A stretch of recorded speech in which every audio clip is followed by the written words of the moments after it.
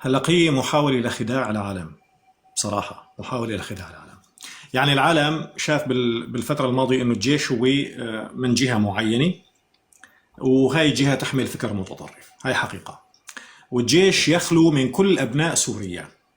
فهلا مثل العملية السياسية ما عم يتم ترقيعها، والعملية الخدمية والإدارية للبلد من خلال الحكومة، يعني السلطة التنفيذية، عم يتم ترقيعها بشوية مكياج. هلا الظاهر اجى الشباب على بالهم انهم يقدموا شوية مكياج للعالم.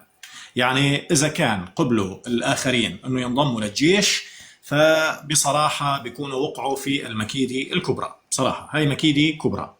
انا ما بنصح احد انه بالوقت الراهن يقدم على الانضمام للجيش. هاي نقطة. النقطة الثانية، طيب نحن بيهمنا الجيش الا بيهمنا الفكر اللي بيحمله هذا الجيش.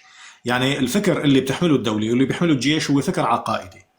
طيب مثلا على سبيل المثال الآخرين اللي بدهم يجوا، بده يجينا جورج على سبيل المثال، شاب موجود بالشام، بده ينضم للجيش السوري وبدون شروط. يا سيدي جورج، انت زلمه سوري وبحق لك تنضم للجيش.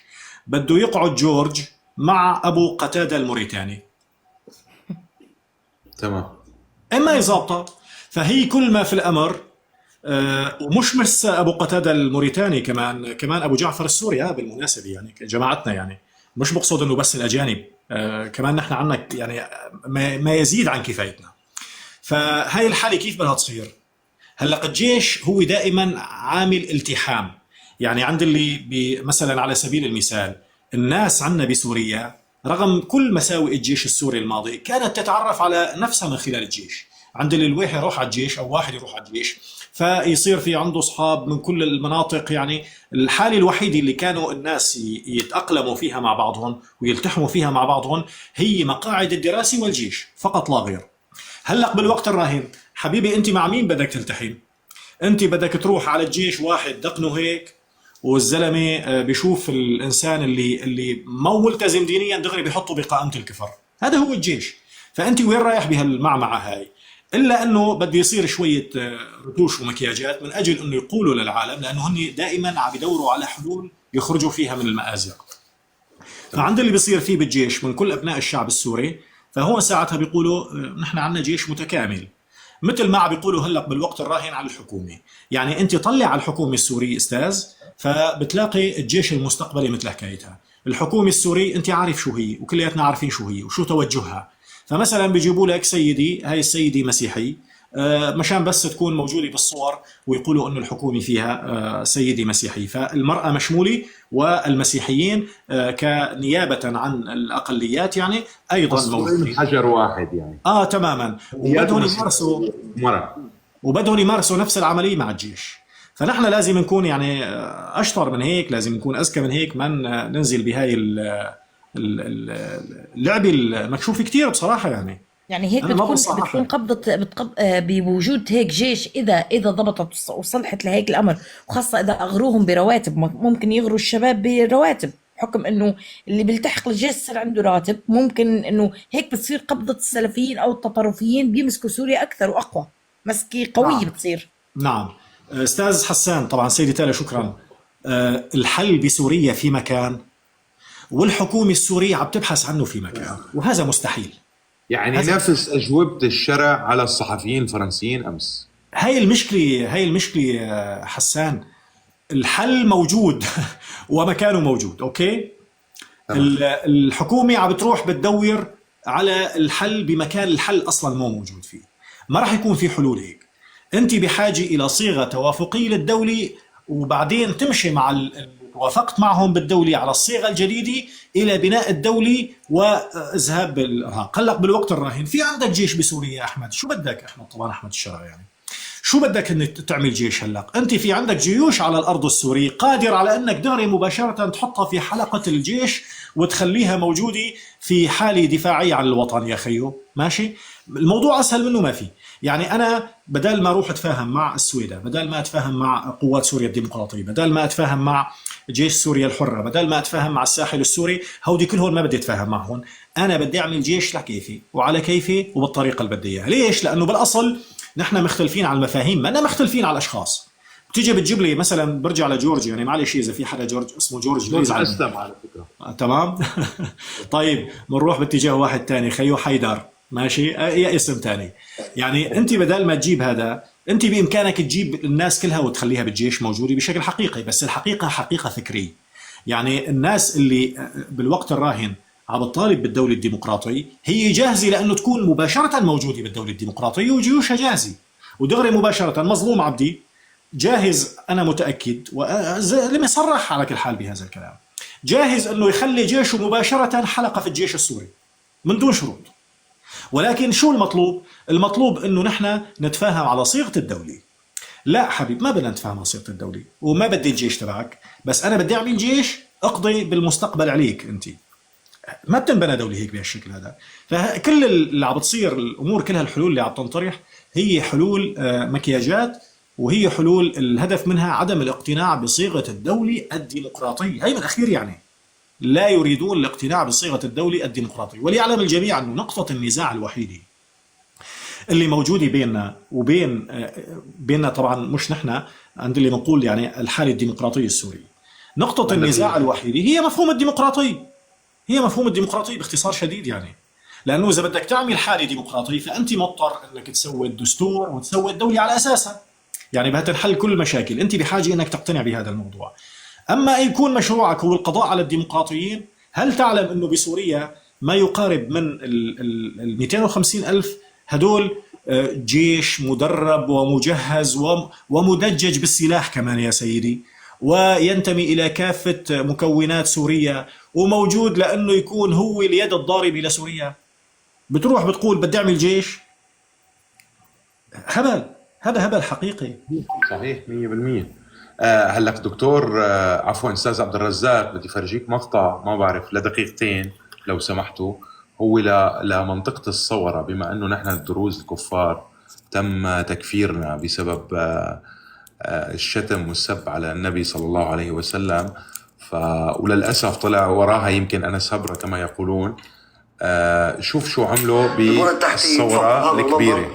تفرج، سرقوا البيت ورجعوا ولعوا. شو بدنا نعوض؟ شو بدنا مستحيل 8 سنة نحن ما بنعوض ونشتغل هيك. أولادي طفعنا وجوزي معيط، مين بده يعوضني يعني؟ الكبيرة في الريف الشمالي لمحافظة السويداء لم تعد صالحة للعيش. هكذا يقول بعض الأهالي بعد أن تعرضت القرية لعمليات غير مسبوقة من نهب وسلب وحرق لبعض منازلها. دخلوا هاي القرية دخول التتر والمغول ما في من غير دين. مش هذا اللي جاي ينصر كتاب الله ورسوله، مش يعني جاي يسرق. هذا سرقة، تعفيش، تكسير، تهجير، البنى التحتية. تفضل هذا المنظر، تفرج، سرقوا البيت ورجعوا ولعوا. شو بدنا نعوض؟ شو بدنا مستحيل 8 سنة نحن ما بنعوض ونشتغل هيك. أولادي طفعنا وجوزي معيط، مين بده يعوضني يعني مين؟ مسلحون اقتحموا القرية عصر الأربعاء 30 من أبريل الماضي بعد أن هجرها معظم أهلها. بعد اشتباك بينهم وبين عناصر من السويداء كانوا في طريقهم إلى العاصمة دمشق لإغاثة أهلهم في صحنايا. عملية لم يسلم منها الحجر ولا الشجر، وطالت حتى دار العبادة الخاص بالطائفة الدرزية هنا في القرية والمعروف بالمجلس. قامت العصابات الإرهابية بحرقه بالكامل، علما انه كان موجود كتاب القرآن على هذا الضريح، وهذا ان بدل على اننا نحن جزء لا يتجزأ من هذه الطائفة الإسلامية، ونحن من احفاد الرسول عليه الصلاة والسلام. بعض الأهالي الذين عادوا لتفقد ممتلكاتهم وأصبحوا صفر اليدين بعد هذه العملية أكدوا وهم يحصون أضرارهم ويلملمون جراحهم بالإضافة إلى ما تبقى من حاجياتهم أن البلدة لم تعد صالحة للعيش البشري، وبأن نزوحهم عنها هذه المرة سيكون طويلا. حنا حوشان، الحرة، من قرية الصورة الكبيرة. شايف أستاذ عبد الرزاق، فاتوا لمدة 48 ساعة حرقوا المجلس، مو المجلس بصراحة، هو مقام الخضر رضي الله عنه أو مار جرجس بتوقع بيسموه. تم حرق القرآن الكريم حتى يعني صار في صور انه نحن اخذنا كتبكم يا باطنيين يا ما بعرف شو، وهي الخزعبلات يعني. مع انه انا متاكد يعني اليوم فوت على النت على الجوجل اكتب عن دروز بتلاقي الكتب كلها، وما في داعي لا تحرق ولا تدمر القرى. طيب انا كيف بدي انتسب او خلي واحد من اولادي او اخوتي او اقاربي ينخرط بهذا الجيش التتري اليوم؟ بس الجيش والامن العام اللي كان يغير اواعيه بصحنايا. تخيل هدول العصابات الخارجة عن القانون كانوا يفوتوا على اساس انه خارجين عن القانون، اذا عاشوا فهم خارجين عن القانون، واذا ماتوا فهم ضحايا الامن العام، ونتهم الخارجين عن القانون هم المدنيين القاطنين في بيوتهم في صحنايا والاشرفيه. ولليوم عندنا اكثر من 60 مفقود خرجوا تعسف، يعني شو بدي اقول لك، اعتقال تعسفي كان بحقه. طيب نحن لوين رايحين فيها؟ ماشي تطهير، ليش هالتطهير؟ شو يعني مين عم يخدم المشاريع هي اللي عم يعملها؟ ويعني وانا بستغرب اليوم حتى كمان بالشام رئيس شرطة دمشق من اثنى به واوصى به؟ المحيسني. طيب ما انت على اساس المملكة العربية السعودية عم تطبلها وعلى اساس بدها اياك تدعمها، طيب شلون انت ما محتضن هذا البني ادم عندك وهو عم يتدخل بالدولة وعم يحط لك التركي والاردني والسعودي المعارض لدولته وعم يكفر هون. يعني ما عم بفهم انا ترتيبة سوريا اليوم بصدق، يعني في شيء غير منطقي بالسياسة اللي عم يستخدموه، او هدول العالم فعلا ما اشتغلوا سياسي بحياتهم. يعني في حل من اثنين، يا هدول العالم فعلا بإدلب كانوا عبارة عن مأمورين من تركيا بكل وقت مثلا حكمهم، وبنفس الوقت كانت ولاية محكومة من المخابرات التركية بامتياز ما له علاقة أي واحد فيهم فيها، أو فعلا أو هدول يعني مغيبين. يعني في شيء من يعني أنا بحس إنه مغيبين عن الواقع صاروا حاليا. لا مش مغيبين، حاقدين طوائف، حاقدين على الطوائف الأخرى، بغل بالحقد على كل خارج عن دينهم أو بما يسموه دينهم أو يعتبروا حالهم دين. كل مين خارج دينهم كافر، هني لازم يطهروه. هذه أحقاد متأججة ومتأصلة من الأساس، ما إلا تبرير آخر. يعني هجوم إرهابي متطرف ما له أي تبرير، وما في عقل بشري يستوعب هذا الهجوم الإرهابي. اللي شو بدك تبرر؟ يعني شو تعطيني شو التبرير؟ شو بدك تقول لي؟ بتقول لي من تركيا ومنه وهون جايين وهون وخارجي وما خارجي؟ أنا بعتبر ابن وطني، بعتبر ابن وطني اللي إجا تهجم على محافظة أخرى ما إلا بدمك شيء، ولا تدخلت لا بدمك لا من الأول ولا من الآخر. ليش؟ لمجرد شو؟ إن دروز فقط، ما في تبرير آخر. لا حدا يقنعني. وصلت. خلينا نشوف الأستاذ عبد الرزاق إذا عنده رد على الموضوع. الفكر السلفي اللي بتضيف له تعبير الجهادي، يعني أصلا هو السلفي مارس هاي الأفعال بإدلب. بالمناسبة أنا خليني أحكي لكم حادثة وبعتبرها هي جواب على هذا الشيء. أول شيء بالنسبة قبل ما أدخل في الحادثة، قضية المكونات والطوائف وإلى آخره. بصراحة بالنسبة للفكر السلفي هم جميعهم يعتبرون كفارا يا جماعة. هاي القصص هلق نتيجة الضغط الدولي وكلمات المكياج ما لازم يعني ناخذها بعين الاعتبار، لأنه بالأصل في فكر معين. هذا الفكر متجزر وفكر قوي جدا، وخلال الفترة الزمنية الماضية اتكاثف، يعني أصبحوا يعني يبحثون عن من هو قريب من هذا الفكر ويجيبوه. فأصبح هناك حالة سلفي جهادي موجودة على الأرض السوري، وهي إلها عداء مع كل من هو لا ينتمي إلى هذا الفكر. وبالمناسبة حتى المسلمين السنة يعتبرون ليسوا يعني كما يجب. يعني أوكي هلأ هني صحيح بالفكر السلفي يعتبروا أنه هني أرضية الفكر السلفي، هاي حقيقة، ولكن حتى المسلمين السنة يعني هني مرحلة متوسطة بين مثلا الدرزي الكافر والسلفي النقي، تمام؟ يعني ليسوا بهذا الوضع الجيد. يعني بتذكر أنه بإدلب حصلت حركة تفجير للمقامات رهيبة. فأنا أحد الحوادث شفتها بصراحة بضيعتي اللي هي تل مرديخ، كان في عنا مقام لواحد من المشايخ القديمين اللي بيقولوا عنهم المبروكين وهيك شغلات، وكانت الناس تقدر هذا المقام بشكل كبير جدا حقيقة يعني. لكنه كان مقام مهمل، يعني ما كانت الناس كثير تهتم في المقام، لكن كانت الناس تقدر هذا المقام باعتبار أنه يعتبر قبر لأحد الزهاد القدماء.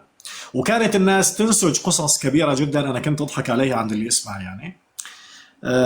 فذات يوم وفي منتصف الليل اسمعنا تفجير كبير جدا يعني. وكانت الأيام أيام قصف بالفوزديكا وما فوزديكا وقصص، هاي أول الأحداث أول ما ظهرت جبهة النصرة. فيعني خرج أهل الضيعة بشكل سريع جدا، لأنه الوقت مو وقت القصف تبع النظام صراحة، ما كان يقصفنا بنص الليل يعني، كان يقصفنا بأماكن مناطق معينة أو أوقات معينة. فاكتشفنا أنه الشباب مفجرين المقام، ولا يزال حتى اللحظة المقام مدمر يعني. فجروا للمقام وفجروا عدة مقامات موجودة بإدلب. فتخيل هذا الرجل أو هذا الرجل المتدين اللي هو يعتبر من الأولياء هيك بيقولوا عنه، هو من الأولياء السنة ليس درزيا. تمام. هذا ما شهدته أنا يعني، لم يتحدث، هاي بضيعتي أنا. وحصل هذا في كثير من المناطق. فهلا انتم اذا كنتم متوقعين لو كنتوا سنه ولا عفوا دروز ولا مسيحيين ولا اي شيء انه مقاماتكم هي في امان، فانتم واهمين. هاي نقطه. النقطه الثانيه، المرحله بدي يتم مراعاتها حسام بشكل جيد. يعني هلا بالوقت الراهن دخلت مرحله المراقبه الدوليه، فممكن جدا انه يهدوا اللعب في بعض المناطق ويعملوا شويه هيك بروتوكول مصطنع لحتى يتجاوزوا المرحله. لكن في يوم من الايام، على فرض هذا افتراض، انه الحاله السوريه ثبتت بشكل من الاشكال وتحققت صفقه سياسيه بين المجتمع الدولي وبين سوريا، وخلص المجتمع الدولي قال لهم اعملوا اللي بدكم اياه واعطوني مثلا كم كاس النفط اللي عندكم على سبيل المثال. فبالضروره هون بدكم تنسوا اي شيء ثاني اسمه دار عبادي، مش بس مقام. تماما. او بدكم اعقلكم من هلا بدكم تمشوا بطرف الشارع، ما بتمشوا بنص الشارع، وخلاص بتنسوا باي باي. انا اسف جدا لهذا الكلام، ولكنني لا استطيع ان اجامل. يعني عندي اللي بحكي انا الشيء اللي انا اعرفه واللي انا متاكد منه، انا بطلع برا حقل المجامله لانه هاي الحقيقه. فهذا كلام عم بحكيه هلا موجه لكثير من الذين يعتقدون باننا يجب ان نعيش بامان. يا حبيبي منك عايش بامان، انت ممكن تعيش بامان لفتره زمنيه بسيطه، ولكن بعد هالفتره الزمنيه البسيطه انت مضطر لحتى تكون موجود امام خيارات صعبه. هاي الخيارات الصعبه افضلها انك بلا انسانيه، افضلها بانك بلا انسانيه، اسوأها فلتذهب الى الجحيم. لازم تواجه الحقيقه من هلق لحتى تعرف بالمستقبل وين انت رايح. هذا الفكر معروف شو هو، ويعني الحقيقه مكشوفين الجماعه وواضحين جدا. وين وعي المجتمع السوري؟ وين اهل السنه العرب؟ انا هدول اللي عم عول عليهم. وين اهل السنه العرب؟ ليش ما في تنظيمات؟ انا بشوفهم اليوم الحلقه الاضعف، يعني ما عم نشوف في تنظيم سياسي مزبوط. في العاطفه شدته اكثر، ما انه والله في ناس رماديين اليوم بيقول لك والله لا حول ولا قوه، انا تعبت منهك من الحرب، بكفي حروب، خلينا نعطي فرصه. والله فلان اجى حررنا اخي، خلينا نستنى سنتين ثلاثه. طيب هذا الحكي يعني كثير غريب، انا اسمعه ومصطوم فيه، انه انتم لمين عم تعطوا فرصه؟ بعدين هدول الطبلجيه اللي عم يجوا من اوروبا 5 مليون سوري، اغلبيتهم الساحقه عم تكون مطبله لهذا الحكم، او اهل الشام اللي ما بيعرفوا الجهاد. من الاخر انا عشت بالشام وبعرف اهل الشام اخر من يعلم عن الجهاد. جماعه عايشين على البزنس تبعهم والتجاره تبعهم، لا بيحبوا المشاكل. من ايمتى بيطلعوا بيدعوا على الجهاد من المنابر؟ في المشهد والمشهد الأبشع إنه طلعوا بالمساجد حيوا على الجهاد، ما طلع شيخ دين ردعهم أو وقفهم حدهم. والأبشع المشهد اللي لقناه بباريس، عم يستقبلوا الشرع، يعني عم بيفهموا المجتمع الدولي نحن قبلانين فيه ونحن منتخبينه، نحن بدنا إياه، على أساس إنه إجا بحكم انتخابي أو بحكم ديمقراطي وإجا عن طريق صناديق اقتراع. يعني المشهد إنه الشعب السوري ذات نفسه هو اللي عم يرحب بكل هذا الأمر وعم يشجع لا يصير هذا الموضوع. وانت شايف بكل كنشيد وباب الكتروني ولا كثير تفاصيل عم ببين انه مشجعين هذا الامر. الحروب الطائفيه او اللي التجيش اللي صار على الدروز او على الساحل او غيره كثير مبسوطين فيه وكثير مشجعين وكثير مأيدينه. يعني لليوم ما شفنا منابر طلعت نددت بهذا الامر او شيخ مسجد او ليش؟ معناته هن مكيفين ومطبقين مطابق خيل مرافق. سايكولوجيا بسموه ما بعد الصدمه، مرحله ما بعد بدنا الصدمة. نلمع الكلام، مطابق خيل مرافق نفس الكلام، كلهم مكيفين على الامر. طيب اسمحوا لي أواجهكم بحقيقتكم. تحبوا المواجهة لنا؟ وجهنا تفضل. طبعا حقيقتكم بقصد حقيقتنا جميعا المجتمع السوري. تماما. أول شيء حسان، أنا بعد 7 دقائق مضطر إني غادركم، مشان هيك رح تكون ربما مداخلتي الأخيرة، وفعلا كنت سعيد جدا بهذا الحوار الجميل فعلا، وكثير أشعر بالامتنان. نحن اسعد. أشكرك. قديش عدد سكان حلب ودمشق؟ أنا بقول لك حاليا ولا قبل خلينا نقول حاليا 3 مليون. يعني ممكن يكون بحلب ودمشق خلينا نقول أقل ما يمكن 4 مليون. تماما. هي أقل ما يمكن، مع أنه أنا متأكد أنه العدد أكبر من ذلك. فرضيا أوكي. هلا انا بتذكر دمشق كانت 5 مليون ونص على فكره لحالها. طبعا، لكن أنا هلأ فعلا بدي أفترض أنه كل بلد ذهب نصفها، يعني هكذا وهكذا، فبدي أفترض أنه كانوا المدينتين كانوا تقريبا شيء حوالي 7 ل 8 مليون. هلأ بالوقت الراهن خلينا نقول 4 مليون. ماشي؟ هدول ال4 مليون هن تمازج كبير جدا، صحيح؟ شيلوا لي الكرد على جنب بصراحة اللي موجودين بحلب، بس لا تشيلوا الكرد الموجودين بالشام. هل هؤلاء كلهم مثلا عرب سنة؟ إلا في منهم كل شيء. الجميع راضخ بنفس الطريقة، الجميع. يعني هلأ مثلا على سبيل المثال المسيحي اللي موجود بالشام عم يطلع كل يوم مظاهرات وبده يسقط الجولاني، والسني قاعد وساكت وحاطط ايده وعم بيقول له طول بالك بكره بتشوفها، الا كله ساكت. ايضا الموجودين بحلب مو كله ساكت. ليش نحن دائما نجي بس نقول للسني؟ يعني لانه الجولاني سني، بس لانه الجولاني سني لازم السني هو اللي يتمرد؟ لا، الحقيقه انه في حاله قمعي. هاي شغله. الشغله الثانيه، السنة اللي موجودين بمناطق أخرى ما هي موجودة تحت سلطة الجولاني. مثلا الموجودين بشرق الفرات، اللي موجودين بشرق الفرات ما سائلين على الجولاني كله على بعضه. أنا بعرف أنه في ناس بداخلهم اللي هن ميولهم ديني رايحين باتجاه العاطفي، هذا شيء أكيد، ولكن غالبية السنة موجودين مع مين؟ مؤيدين للحالة اللي هن موجودين فيها بالوقت الراهن، اللي هي حالة سوريا الديمقراطية. فإذا القضية ليست حالة سنة، ليست حالة سنة. هلق نحن كنا نقع بالخطأ بالماضي لما كانوا العلويين، كان النظام يدعي بأنه نظام علوي، وأنا أقول بأن هذا ادعاء، وتحدثت بهذا الموضوع بعام 2016 وأكلت بهدلي لها أول ما لآخر، وانضربت مشان هالحالة. هاي أول مرة أقولها، انضربت بتركيا مشان هذا الحكي. طيب، كان النظام يقول بأنه علوي، ماشي، ولكن العلويين لم يكونوا يقولون بأن النظام منهم، لكن العلويين كانوا ساكتين مثلهم مثل غيرهم لأنه خايفانين. نحن شو بنقول؟ العلويين ليك ساكتين. ولك يا عمي مش العلويين اللي كانوا ساكتين، كل الموجودين بقبضة النظام كانوا ساكتين. والعلويين يا أخي الكريم، يا أخي الكريم، بتقاطع اليوم الحالي مختلفة. لا مش مختلفة. ليش؟ لا لا لا لا لحظة مش طلع حالي. الإعلان والجهاد من المساجد. أنت لما طلع حي على الجهاد من المساجد يعني الإعلان سني بحت. لو سمحتي لي، أنت اليوم ما عم يطلع المسيحي معه، ما عم يطلع العلوي معه. لو سمحتي سيدي تالا، سيدي تالا، الاسم تالا، نعم سيدي تالا، لو انه السنة بسوريا، خلونا يا جماعة والله المواجهة حلوة، لو انه السنة هني فكر متطرف لقضوا على سوريا كلها. يا جماعة نحن نتحدث بما نلقيه وهو ليس يعني صحيحا. لو انه السنة متطرفين كما يقال، هني متدينين، مش كلهم متطرفين أكيد، بس لكن نحن ما عم نعمم، نحن عم نحكي بالحي على الجهاد واللي لبوا هذا لبيك يا رسول الله. هي اللي نحن نحكي عنهم. لا خليه يكفي الاستاذ عبد الرزاق. وبالنسبه لأئمة المساجد كل عمرهم أزلام سلطة، يعني يستلموا من المخابرات الجوية اليوم من الهيئة. خليه يكفي الاستاذ. مساء الخير. بس استاذ حسان بس يسأله سؤال لاستاذ عبد الرزاق، يعني هو معترف انه الجولاني سني؟ يعني هو هلا هاي الحكومة هي سنية؟ انا بعتذر نزلتك لانك قطعت. تفضل استاذ. هلا هو سالني سؤال غريب، يعني انا ما لازم انا انسال هذا السؤال، لازم ينسال الجولاني. على كل حال شكرا ابو الوفاء. آه، الماضي شبيه بالحاضر، انا اقول بشكل حقيقي.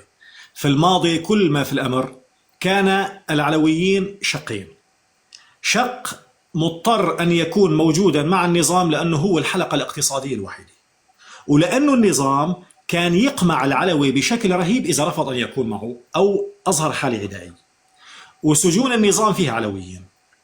الجزء الثاني كان مضطر أن يكون من أجل حالة اقتصادي فقط لا غير، هدول كانوا العلويين. لكن كانوا العلويين من ضمن كل الناس اللي موجودين بمنطقة النظام ساكتين.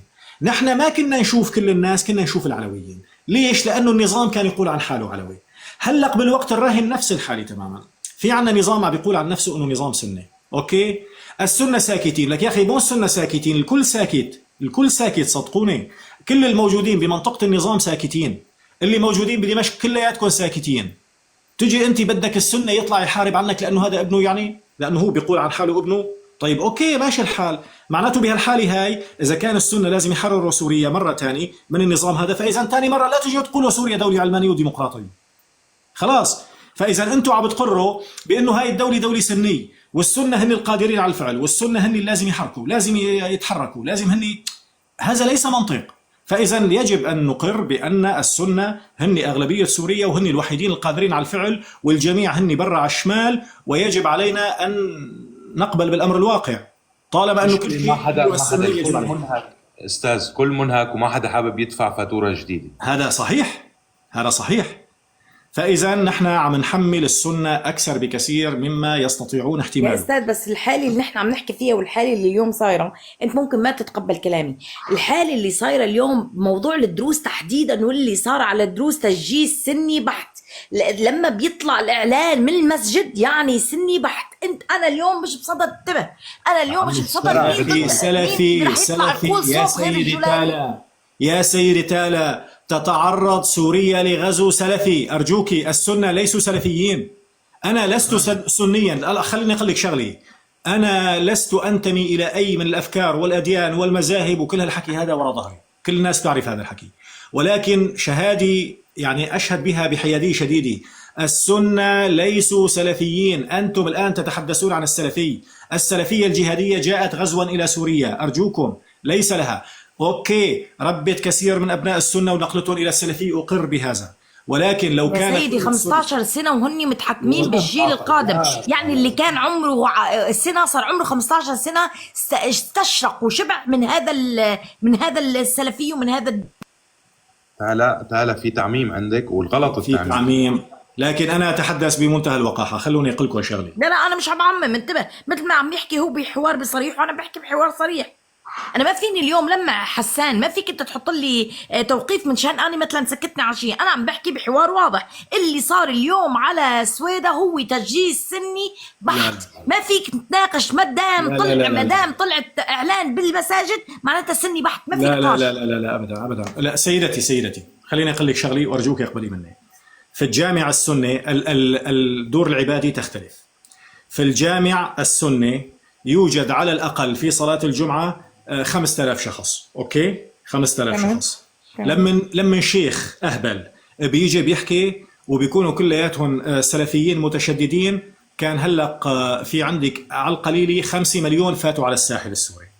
طلع من هدول الجوامع اللي تم الضخ فيها من كان معتنقا للفكر السلفي وهو ليس سنيا.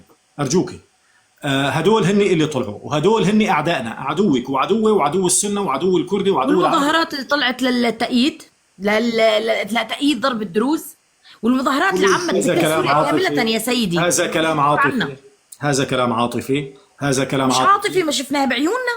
هذا كلام، لا انا لا انفي، انت لحظه ست تالا، انا لا انفي ارجوكي، ولكن انت عم تروحي باتجاه اخر. انا عم بميز بين السلفي وبين السني، هذا كلام نتيجة العاطفة. أنا أدرك هذا الشيء ونحن مجروحين تماما، لكن أنا ما قصدي هذا الشيء اللي أنت عم تحكي عنه. أنا بدي أحكي كلمة فقط لا غير. صدقوني، لو أن الشباب السنة مثل ما أنتم عم تحكوا عنهم، قولوا باي باي لسوريا، قولوا باي باي، ودعوا سوريا خالص. يعني كيف ودعوا سوريا؟ ودعوا سوريا بوجودكم أنتم فيها، الذين، وأنا معكم طبعا يعني أكيد بدون شك. ودعوا سوريا بوجودكم أنتم فيها، والله لا بضل علوي ولا بضل شيعي ولا بضل درزي، ولا هذا كله عنتريات. لكن يعني السنة هن عدد كبير جدا وكلياتنا نقر بهذا الشيء. لو كان كل الشباب السني مغسول الدماغ وهو قادر على أن يكون أو يريد أن يكون في التنظيمات العسكرية لكنتم الآن ودعتم سوريا خالص. أرجوكم، هذه حقيقة. بس انا في عندي نقطه استاذ عبد الرزاق، بدي قاطعك بوردة، انه ليش ما طلع هالتيار السني المعتدل اللي نحن بنعتز فيه، او التيار السني خلينا نقول البعيد عن السلفيه التكفيريه، واقر ورفض كل هذه الهجمات اللي عم نتعرض لها بالسويداء ولا بالساحل. ما شفنا غير اصوات منفرده، وهذا الشيء انا عندي عتب. حتى انا عندي اصدقاء من اخوتي السني، انا اصدقائي السني اكثر من الدروز على فكره، نتيجه سفري على طول انا وياهم، حتى عايش بالسعوديه بيني وبينهم. بس ما شفت حدا، يعني حتى المسافر اللي ما عليه ضغط، لنحكي بدك بصريح العباره، أوكي. نسبة قليلة جدا اللي حكت اطمنت شو صاير مع أهلك، شو صاير بهي المجازر. هذا الصمت يعني هذا الصمت خلانا نعيد حساباتنا للأمانة. أوكي. يعني أنا أوكي. بقدر أنا في عندي تساؤل بدي أطرحه عليك. تفضل. أنا في عندي تساؤل بدي أطرحه عليك. خلينا نطلع على خريطة سوريا، ماشي؟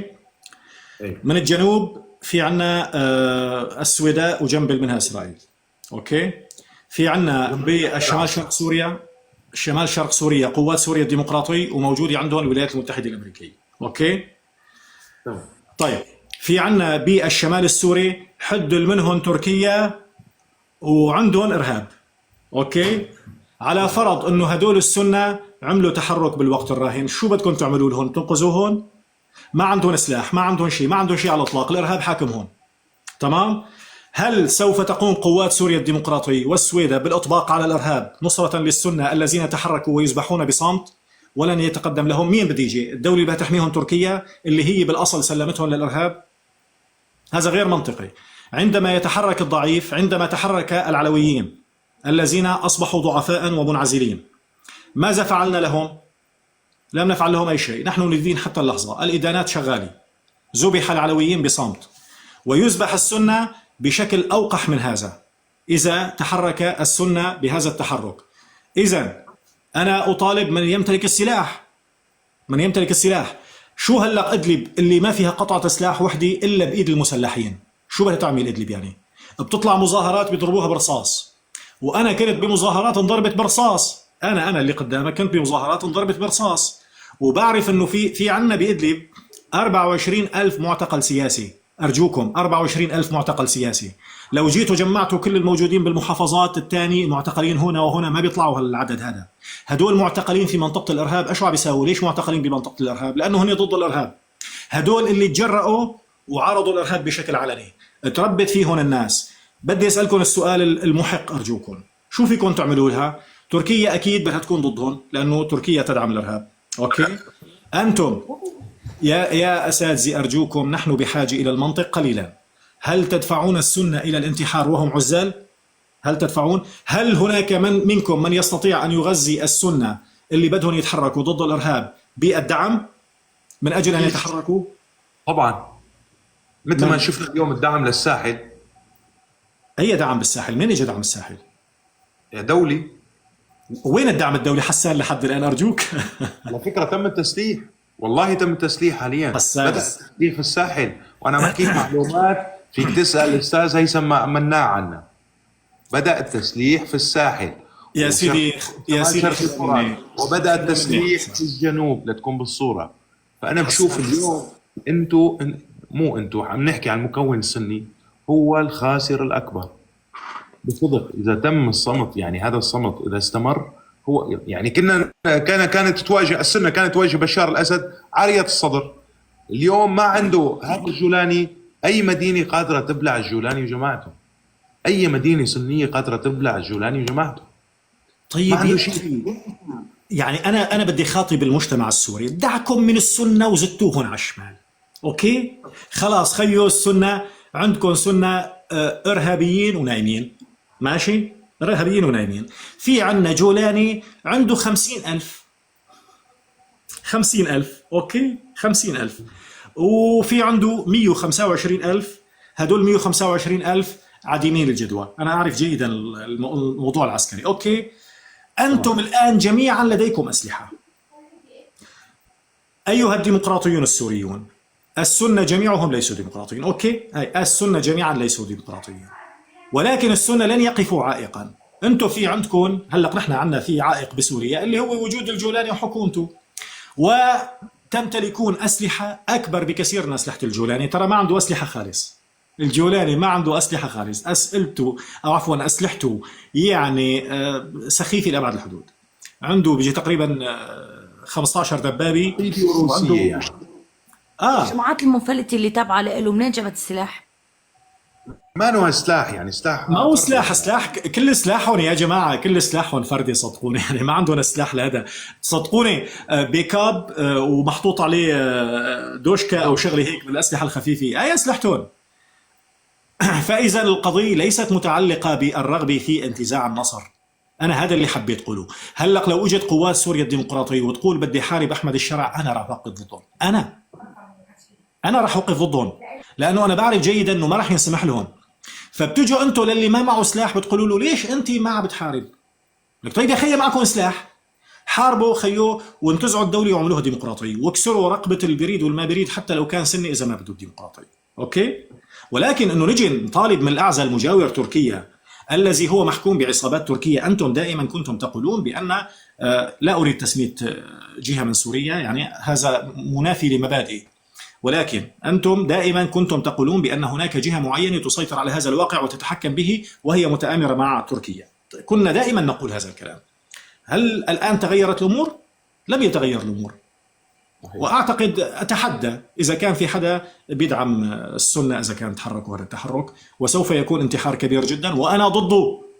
أعلن هذا الشيء، أنا ضد أن يتحرك السنة منعزلين أو يتحرك السنة. تحركوا، وإذا ما تحركوا معكم كثير من السنة ساعتها يلعن أبو السنة.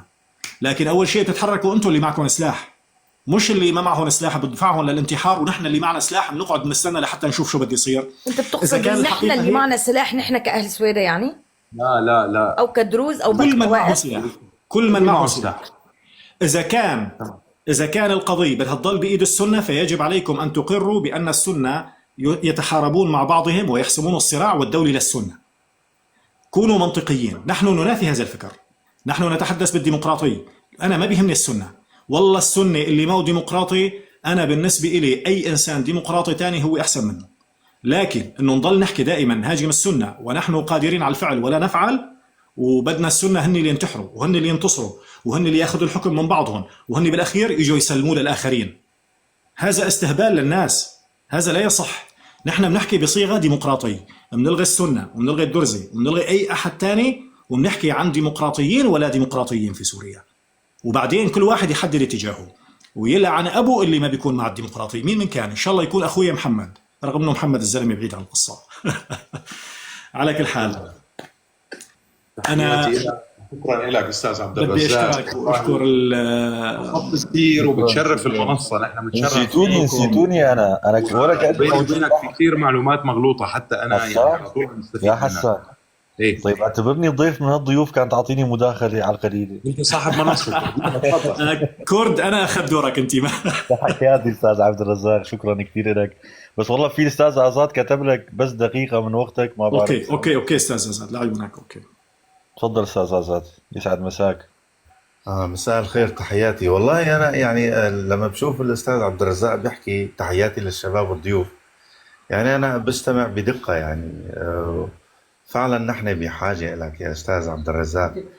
أنا بتمنى يعني أنت إنسان جميل بكلامك وبأخلاقك وبفلسفتك التي تغذي الفكر. أنا فعلا يعني عم بحكي هذا الكلام من كل قلبي ومن كل ضميري. والشعب السوري بحاجة للأساتذة من أمثالك الذين يعطون الإنسان ما هو قيمة للإنسان، لأنه نحن بحاجة فعلا يعني إلى هكذا شخصيات، يعني تنمي الناس وتعطي الأفكار للناس لحتى الناس تعقل، يعني ما يكون هناك ضحايا. وهذا أجمل ما يستطيع أن يقدمه الإنسان للإنسان في هذا البلد الذي قدم مئات الآلاف من الضحايا بسبب الجهلاء والمتخلفين عقليا وفكريا. أنا لا أقصد شخصيا، إنما العقل والفكر هو الذي يعني يغذي الإنسان إلى ما هو أفضل ويبحث عن الأفضل، وهي الكرامة والحرية والإنسانية ومن ثم الديمقراطية. لكن هذا ليس موجود بسوريا للأسف. والآن لدينا يعني نموذج يجب علينا أن نغذي هذا النموذج ونغنيه ونعطيه ما يستحقه ونلتف حوله، ويعني نكون متعاونين من أجل خلاص يعني الباقين بالأطراف الأخرى، حتى يعني تكون هذا البلد بلد نموذج يحتذى به كل العالم، والعالم ينتظر. أعطوا الفرصة لهذه العقلية التي عانى منها كل المجتمع الدولي، يعني وعلى رأسهم فرنسا. أستاذ عبد الرزاق، أنت عندك معلومات وبتعرف يعني فرنسا ما تعرضت له من الإرهاب، لأنه أكثر من تحوي يعني مجموعات من عقلية متطرفة، وما استنتجوه على الأرض في بلاد سوريا يعني وبلاد العربية، العراق وليبيا وغيرها. فأنا سؤالي لك أستاذ عبد الرزاق، يعني أنت شو بتستنتج حضرتك بعد هذا اللقاء، وما هو المستقبل المنتظر للشعب السوري يعني الجريح؟ أنا ما بعتبر يعني خصوصية أتباع السيد الجولاني، أنا بعتبر الشعب اللي تابع للجولاني هم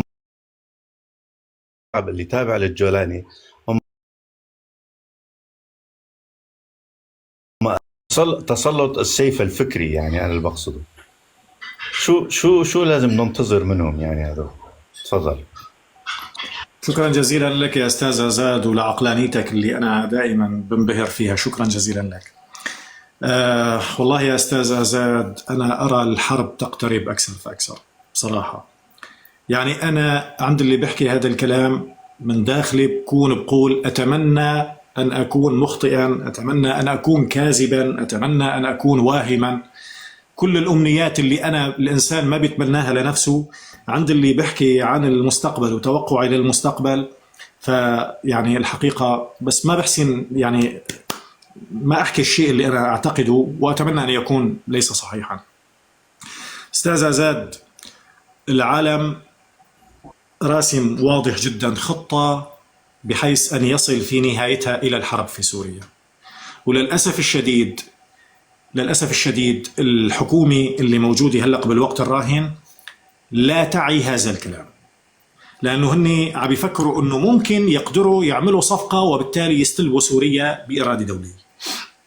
لكن العالم الخطة اللي حاططها كما يعني أنا أعتقد يعني وأتمنى أن أكون مخطئا، هي خطة النهاية بحالة صراع وحرب. هاي الحالة راح تكون أعتقد بأنه انطلاقها هي انطلاقة سورية.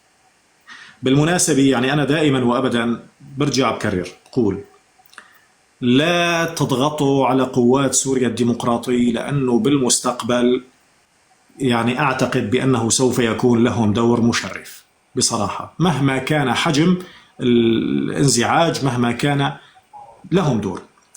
فأعتقد بأنه يعني سوف تكون الحالة هي حالة شبيهة بالحرب الأهلية، ولكن أنا بالنسبة لي بسميها شيء تاني. أنا بصراحة بسميها حرب التحرير، وهذا المسمى من كام يوم اختلفت أنا وأحد الأصدقاء في مكان كنا موجودين، وحكيت أنا وتوقعت أنه تكون في حرب، سميتها حرب التحرير. فأحد الأشخاص شعر بالامتعاض، قال لي حرب تحرير لما بيكون في مستعمر فبتسميها حرب تحرير؟ قلت له حرب تحرير لأنه نحن يعني بدنا نحرر سوريا من هذا الفكر إلى الأبد خلاص يعني. فهي حالة تحرير، مو شرط المستعمر أو المحتل هو اللي بيجي من برا، أحيانا المحتل بيكون من جوا وبيكون أخطر. فهي حرب تحرير. فهاي الحرب نحن قادمين لها، لكن هاي الحرب بدها تكون على شقين. بعتقد أنه مهما كانت القوات اللي موجودة على الأرض السوري هي عاجزة عن إحراز نصر، وذلك بسبب شراسة الإرهاب بصراحة. يعني لهالسبب أعتقد بأنه يعني سوف تكون هي حالة متكافئة، سوف يكون فيها تدخل دولي من الخارج، ولكن عمودها الفقري سوف يكون قوات سورية. يعني بعتقد أنه هلأ واضح جدا أنه قوات سوريا الديمقراطية هي أحد أضلاع هذه الحرب، شاءوا أم أبوا. يعني هلأ هن بالوقت الراهن عم يلعبوا بالوقت، لأنه هن فهمانين اللعبة صح بعتقد. وهناك الكثير من السوريين بالمناسبة، يعني أعتقد جازما بأنه هناك الكثير من الشخصيات العسكرية، جازما لاحظ كلمة جازما، أعتقد بأنه الكثير من الشخصيات العسكرية اللي خارج البلد بالوقت الراهن سوف يكون لها دور أيضا في هذه الحالة. يعني سوف تكون حالة ائتلافية معينة عسكريا من أجل تخليص سوريا من هذا الشبح الكبير جدا. أنا برجع بقول مرة تانية أنه أنا ما بتمنى، لكن بصراحة يا أستاذ أزاد والله السيناريوهات أنا أراها كلها ذاهبة بهذا الاتجاه للأسف الشديد. يعني أنا متفق معك. واليوم الأستاذ مروان موجود، كنا أنا والأستاذ مروان موجودين، يعني أنا برضو يعني علقت بنفس الاتجاه، لأنه نحن عنا يعني دول إقليمية قائمة على أساس الضغط والديكتاتورية، وهذه الديكتاتوريات لن يقبلوا بدولة نموذجية في المنطقة، لذلك سيكونون سببا يعني بقرابين كبيرة. لكن بالنهاية نحن بنتمنى يعني بالأمنية لا تأتي يعني الأمور من أجل السلام، لكن يجب أن نسعى. يعني نحن لسنا عشاق حروب، نحن عشاق السلام والحرية. أنا بتمنى السلام دائما، أنا هيك مبدئي، بتمنى السلام، لأنه بالنهاية هي الضحايا، والدول العظمى لا تهمها الضحايا، تهمها المصالح والاقتصاد والتنمية وما بعرف إيش. أنا بيهمني الإنسان هو الذي يبني كل شيء. نحن بحاجة بالشرق الأوسط لبناء الإنسان قبل أي شيء آخر. عندما تبني الإنسان سيكون هناك مستقبل زاهر وباهر، ونتخلص من كل هذه العقليات التي تدمر الشعوب والمجتمعات. أنا فعلا يعني فخور في كلامك الذي يداوي الجروح. أنا هيك بعتبر يعني تعليقاتك وكلامك ذهب أستاذ عبد الرزاق، والله بضميري أنا بحكي، ما في مجاملة بالكلام. أنت كلامك مداوي. نحن بحاجة لأمثالك. أنا بتمنى يكون يعني لك دور مستقبل بالبلد من لما يحتاجه هذا الشعب، والشعب بحاجة إلى أمثالك، يعني الكثير من أمثالك، من أجل أن يعني نكتسب الضحايا التي ستقع، وهذه مسؤولية أخلاقية وإنسانية وتاريخية. نتمنى الخير. كل الشكر لك، أعطيتنا الفرصة الصغيرة.